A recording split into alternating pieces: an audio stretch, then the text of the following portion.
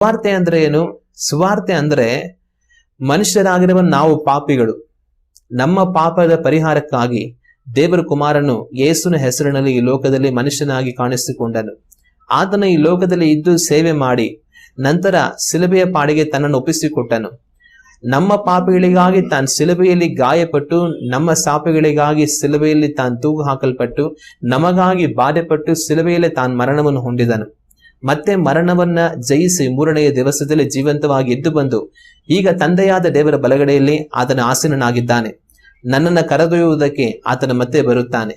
ಯೇಸು ಕ್ರಿಸ್ತನು ನಮ್ಮ ಪಾಪಗಳಿಗಾಗಿ ಶಿಲುಬೆಯಲ್ಲಿ ಬಾಧೆಪಟ್ಟು ತನ್ನ ರಕ್ತವನ್ನು ಸುರಿಸಿ ಮರಣವನ್ನು ಹೊಂದಿದ್ದರಿಂದ ನಮ್ಮ ಪಾಪಗಳು ಆತನ ಮುಖಾಂತರವಾಗಿ ಕ್ಷಮಿಸಲ್ಪಡುತ್ತವೆ. ಇದೇ ಸುವಾರ್ತೆ.